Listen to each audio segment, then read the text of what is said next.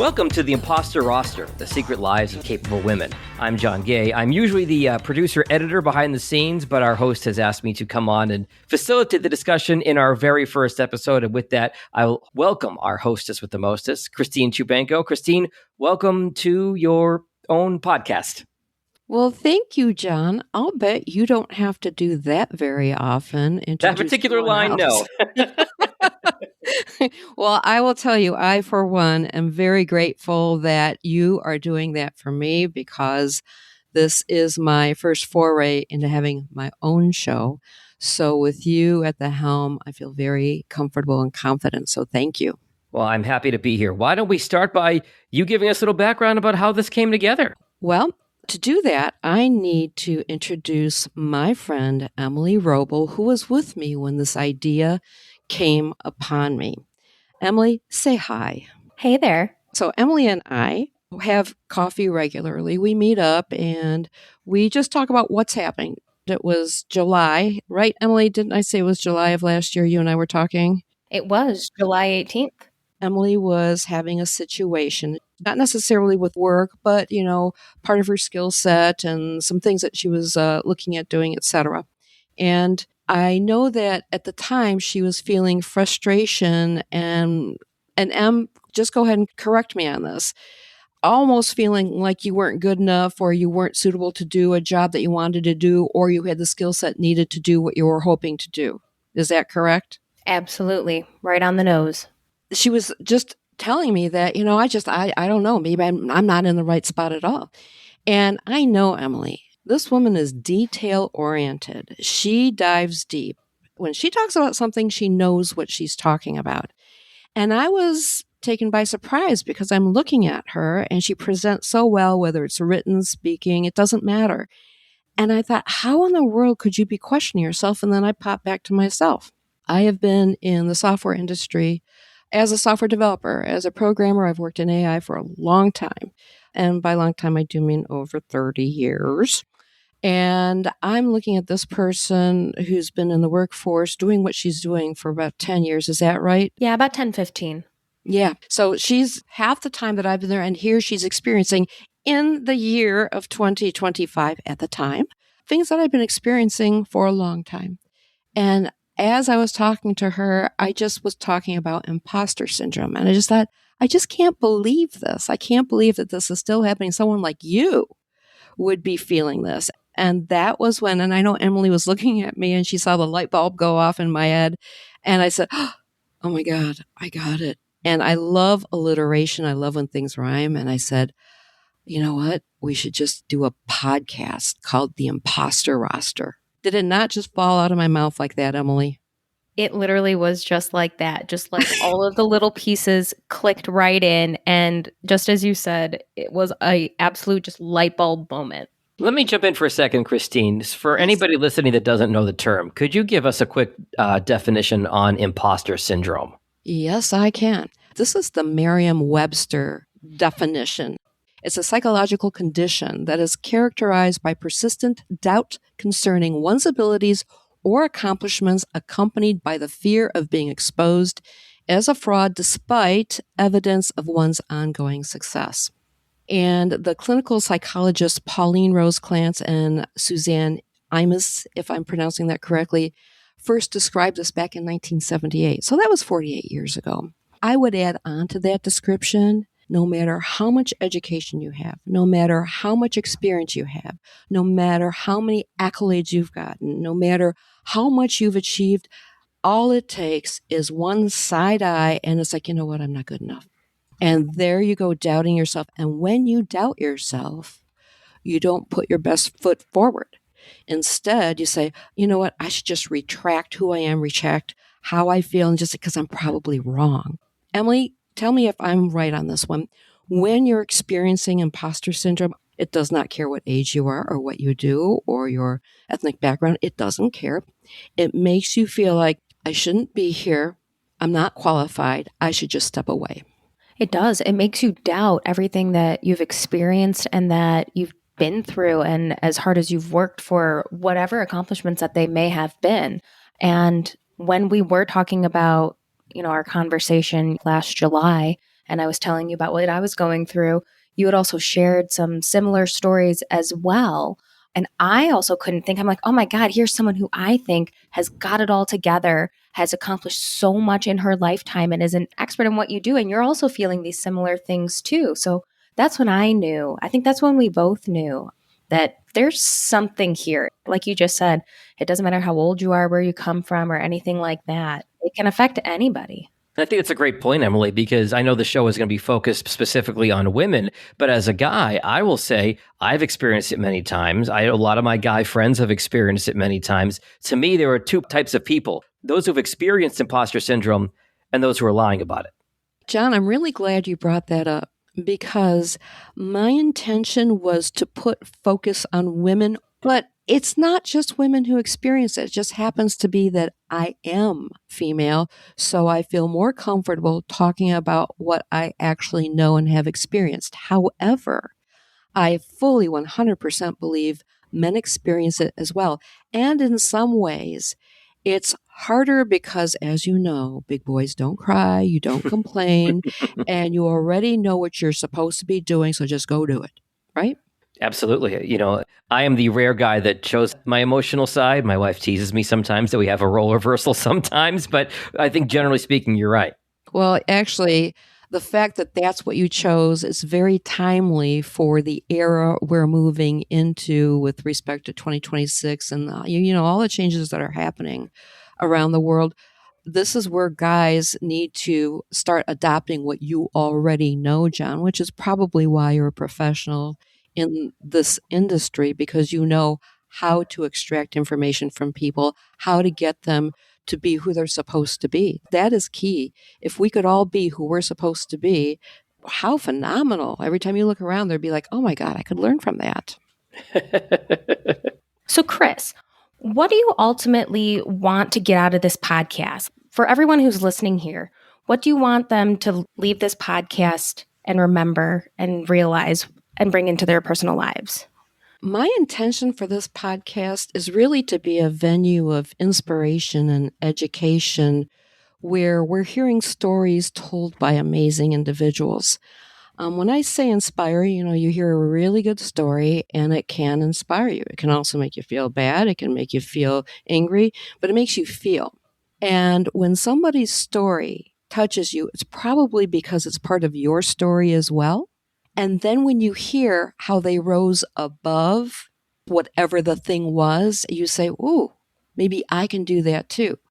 And that's where the educational part comes in. Storytelling has historically, since man first popped on planet Earth, storytelling was used to educate people.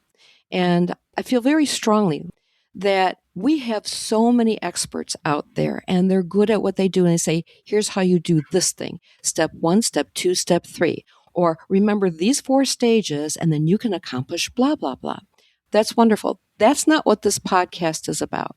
This podcast is about hearing real people who are not experts. The only thing they're an expert in is their life and their experience and how they were able to jump a hurdle that could have kept them away from their success. And I want listeners to just sit back, drink a cup of coffee, maybe do the dishes, I don't know, dust, and listen to the story and let it just sit with you. And when that person is telling their story, they're also liberating themselves. And that really is the point, to reconnect with other humans, see yourself in them. Community is everything. And then at the end of it all, have that person say, wow, not only did that really happen, so you're witness to it, we're all witness to it, but there's other people who heard that, yeah, that happened, and I feel stronger, and I don't think I'm an imposter anymore. I know what I know. That is the point of it. Christine, you strike me as an empath just by the way you're speaking, and there's an empathy aspect to this podcast, the way you're describing it. And I think, yeah, our listeners are going to connect with the stories that we're going to hear on the podcast. And then as a result, hopefully connect with how our guests have overcome their imposter syndrome. It's funny you said that, John. I usually don't talk about it, but the fact is I am an empath. And I can tell you this. being a female in a very dominated male world. When you keep in mind that I got my master's degree in artificial intelligence in 1997, you can only imagine the company with whom I was keeping while I was getting that degree and then when I was trying to actually use that degree. Empathy was not a part of our vocabulary. Empathy, if we would use more of it, no matter who we are or what we do, I think there would be fewer problems in the world. That might be the understatement of the year. So, Christine, Emily asked you what you want to accomplish with this podcast, and I really think you answered that pretty well. But give our listeners an idea of what they can expect from the podcast, format-wise, what it's going to look like going forward. I want to talk with individuals from all disciplines because, honestly, I think I could choose somebody from any sort of background and we would all see ourselves in that one person, no matter who we are. So it would be choosing a guest that can say, I'm done. I'm done feeling less than, and I don't think I'm suffering from that anymore. That's kind of why I want to have a venue where they can tell their story, and I want to hear, so how did you get to that point? Because I'll tell you, I'll be honest, even last week, it took very little for me to suddenly say to myself, who am I kidding? I can't do this. And it was about software. I mean, there's nothing I know better than software. And I just remembered some tiny, tiny little thing. I just thought, oh, who am I kidding? Okay, so we could all use that. We want to know, so how would you do it? You don't necessarily have, let's say, a particular strategy for everything that happens to you in your life. So that's why I want to do the storytelling thing. Talk to someone who says, okay, so here's my story. Get to the point where we can find out, so how did you get past that? They tell us, and we learn from that. I have friends who always tease me and say, oh my God, you ask so many questions. And yes, I do. Because I honestly, when you're telling me something that's important to you, I want to be there with you. I want to hear you. I want to feel that experience best as I can via your description. And if I don't ask the questions and I'm just like on the surface level, just scooting along, no, I want to be in there with you. As a podcast producer, Christine, trust me, asking too many questions is going to be a great quality for you to have as we go through this podcast. Well, I do have a friend, every time she tells me something, she'll say, and before you ask me, she'll just go through this like litany of details. And I'll say, oh, really good. Okay, yeah, I was going to ask you all those questions. So if you have her on the podcast, have her let you ask the questions, just as a coaching point from your producer. That's how I imagine I would start out. I can see having every so often a so-called expert that might give us a piece of information that's fairly new. And I just like to explore the different topics that might actually cause you to feel like you are less than. And above all, and I'm really glad I'm saying this now, this is not about, well, I work in a man's world and they made me feel really bad. So I had to get really tough and I realized I am all that and a bag of chips. No, you're not going to go around blaming people. That's what we learn. Even when you have, growing up, well, my parents were awful and I could, there comes a point in your life where you say, I will take full agency of myself and take care of it. That's what this is about. It's not about punishing others. It's not about getting retribution or anything like that. It's about finding yourself and saying, wow, just like Dorothy, Wizard of Oz, I've always had that power and you've got your ruby slippers. I want you to feel like, whoa, I've always had that. And we're all here to learn lessons. Now, you going to learn it or are you going to go blame people? That's a great point. It's about taking control of your own narrative and not blaming your situation on others. I want to bring Emily back into the conversation for a moment. I'm certainly not going to ask you the details of the conversation that sparked this podcast when you were telling Christine about your own moment of imposter syndrome. But have there been strategies or things you've thought of since that conversation last summer that have helped you navigate through it? That is the $1 million question and what we're looking to get out of this whole podcast. Right. So everything that I've done, I just keep doing it, even when I'm scared, even if I don't think it's going to work out, even if I know, even if I say I think it won't work out, but everything else tells me that it will. I just know that I'm going to have to do it regardless. But there's a quote that kind of encompasses that. It's by Dr. Susan Jeffers, and she said, "Feel the fear and do it anyways." I love that. I read that book. It is awesome. I use that quote myself when I feel like, oh my God, I'm going to throw up. I can't do this. And then you say, well, you're going to have to. There's no going back. So, Emily, let me ask you this. Would you not also agree it's the company you keep and that you absorb from others around you? Even if you're not talking about a specific subject, would you not agree that you absorb like their vibes and they're like, hey, I can do this. And you kind of look at that other person and you say, well, if she can do it or he can do it, why can't I? I agree 100%. And I think the opposite of that is a contributor to why we have imposter syndrome itself. So we may have been around people who tell us that we don't know what we're doing, or maybe in less direct ways insinuate that. And sometimes it can only take just one person, one spark for you to start questioning yourself and all of your experiences. But the opposite, like what you're saying, is exactly true as well. It takes just one person, it takes one spark for you to think, whoa, if they see it and I trust them, I trust their opinion and they know what they're talking about. So maybe it is true. Maybe I can actually do this and know what I'm talking about. And so the people that you're with can either make or break how you feel about yourself. And life's too short to be around people who make you not feel great about yourself. That's not what we're here for. That's not what this is all about. There you go. Feelings, right? It's how you feel about yourself. It's not even your book learning. Like you're just saying it right now. It's how you feel about yourself. Most people with imposter syndrome will have had the book learning and the experience and everything like that. That contradicts their imposter syndrome itself, too. So it doesn't even make sense sometimes. You know, a moment ago, we talked about not blaming others for where you ended up, but Emily makes a really good point there that there is an influence there. And you can understand where your internal imposter syndrome comes from external factors. But back to the point we made a moment ago, I think it really is about finding your internal motivation and drive and understanding to get through it. And even those who have battled through imposter syndrome really, really well, they're probably going to still have moments where they question things. They actually do. Like I said, it happened to me last week. You know, honestly, I had to battle through imposter syndrome to even consider starting this podcast.